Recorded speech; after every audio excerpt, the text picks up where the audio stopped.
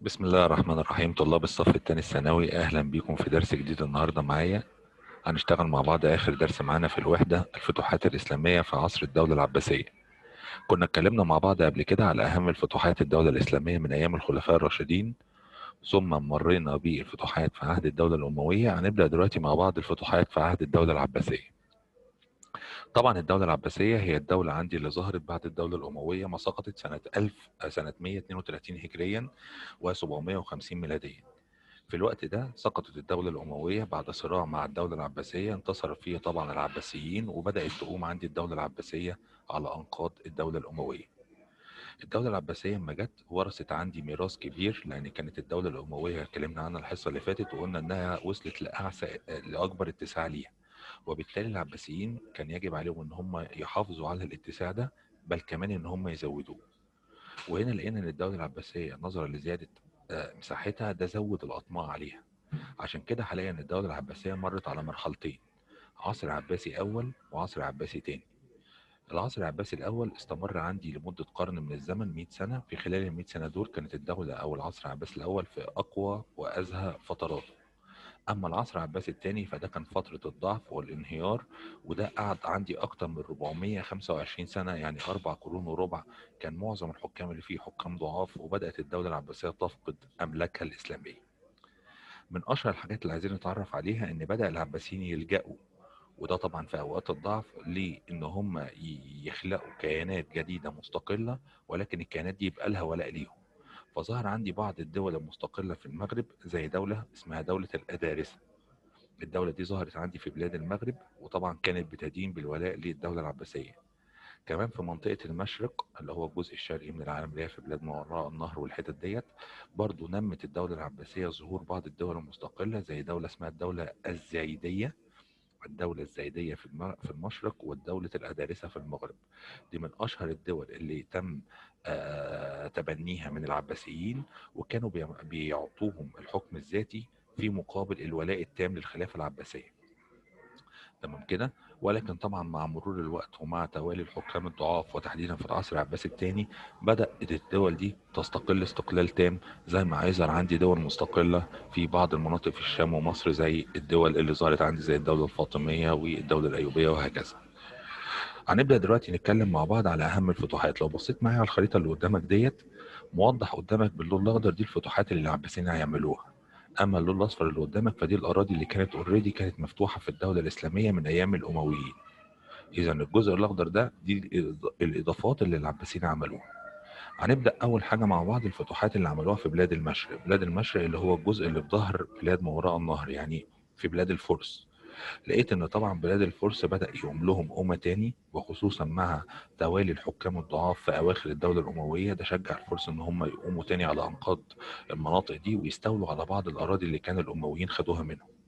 وهنا لقيت العباسيين دخلوا في صراع مع الفرس اللي كانوا في المنطقة ديت، وده كان بقيادة ابو مسلم الخراساني. فاستطاع أبو مسلم الخراساني القائد العباسي إن هو يخش في حروب شديدة جدا في بلاد المشرق العربي، وقدر في الحروب دي إن هو يقضي على قوة الفرس، وضم الأملاك إقليم خراسان، وضم الأملاك منطقة بلاد ما وراء النهر.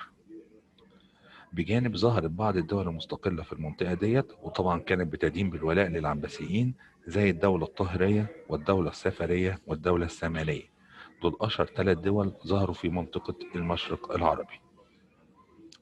لو اتكلمنا على اهم الفتوحات اللي ظهرت عندي في الهند والسند، هلاقي ان بلاد الهند وبلاد السند، واتكلمنا قبل كده على السند وقلنا باكستان، فقلنا ان المنطقه ديت ظهرت فيها فتوحات، ولكن المره دي اللي عمل الفتوحات ديت كانوا من ناس اسمهم الغزنويون الاتراك.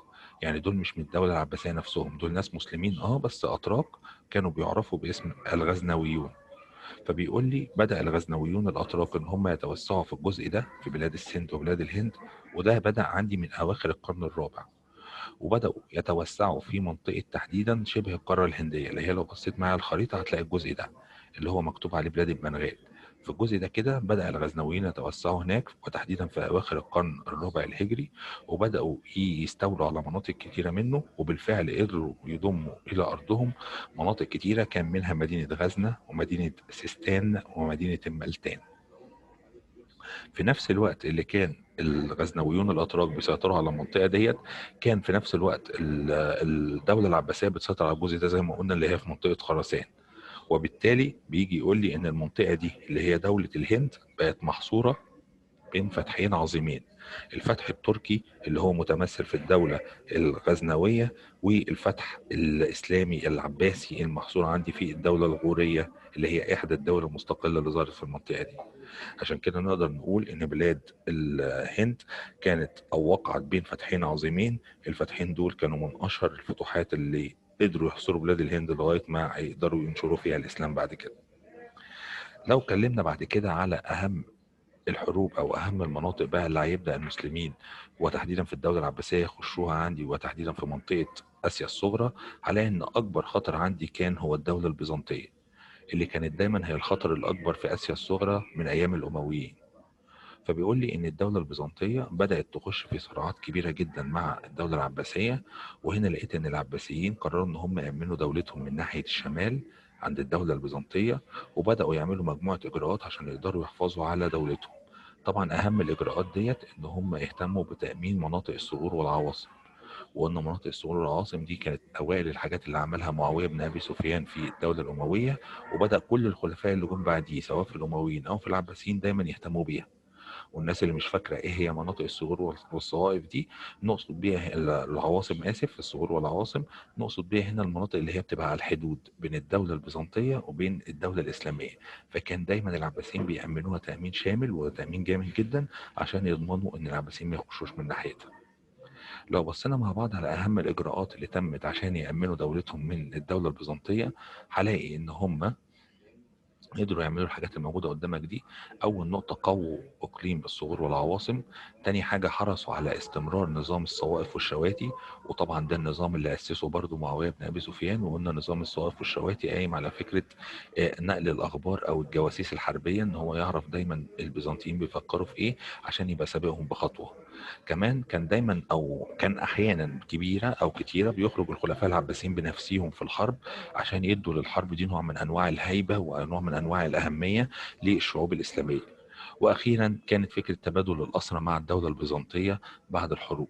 دي كلها الخطوات اللي اتخذها العباسيين عشان يقدروا يسيطروا على مناطق اسيا الصغرى من خطر الدوله البيزنطيه. يتفضل معايا آخر حاجة عملها الدولة العباسية، إنها تقدر تكمل الفتوحات بتاعتها في الجزر الإسلامية. الجزر الإسلامية اللي كان معظمها دخلت في الإسلام في عهد الدولة الأموية، ولسه كان في أجزاء منها لسه ما قدرتش المسلمين يسيطروا عليها. هنا قرر العباسيين إن هم ينشروا الإسلام في الجزر دي، وبالفعل بدأ الموضوع يبدأ عندي، وتحديدا من أيام هارون الرشيد.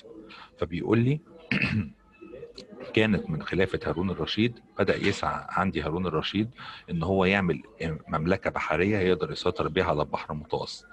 فبدأ عندي بضم جزيرة قبرص. بعت القائد بتاعه عشان يدخل جزيرة قبرص في الإسلام، وبالفعل قدر يخشها القائد العباسي. ثم أبرم مع أهلها صلح، عمل مع أهلها صلح يعني، ولكن أهلها انقضوا عليه ونقضوا الصلح ده. فراح بعت جيش وقدر ان هو يهزمهم بعد ما نقضوا الصلح. ولكن عمل حركه ذكيه جدا، ان هو خد عدد كبير من سكان جزيره قبرص وجابهم يعيشوا في وسط المجتمع الاسلامي عنده في الارض الاسلاميه. وده كان نوع من انواع ان هم يعرفوا العادات والتقاليد بتاعتنا كمسلمين، ويعرفوا اللي هي بقى تقاليد الدين الاسلامي وتعليم الدين الاسلامي، ان هم يحسوا ان الدين ده دين رحمه، دين تسامح، دين عدل. وبالتالي ده يخليهم ما يعملوش عليه انقلاب. وبالفعل نجح هارون الرشيد في الفكرة دي، لأن بعد ما الناس دي رجعت مرة تانية لقبرص خد عليهم وعد بأن هم دايما يبقوا في جانب المسلمين، وخصوصا لو قامت الدولة البيزنطية بحرب مع العباسيين. تاني منطقة تم فتحها كانت جزيرة اسمها جزيرة صقلية، اللي هي على الحدود في جنوب إيطاليا. الجزيرة دي اتفتحت على إيد دولة من الدول المستقلة اللي كانت موجودة في منطقة شمال أفريقيا اسمها دولة الأغالبة. اتأسست على ايد واحد اسمه ابراهيم ابن الاغلب. الراجل ده طلع من منطقة شمال افريقيا وقدر ان هو يفتح جزيرة صقلية بعد ما بعت ليها القائد الحربي بتاعه اللي كان اسمه اسد ابن فرات. بفتح اسد ابن فرات جزيرة صقلية اصبحت جزيرة صقلية تحت الدولة الاسلامية وتحت سيطرة الدولة الاسلامية العباسية، وكذلك جزيرة قبرص.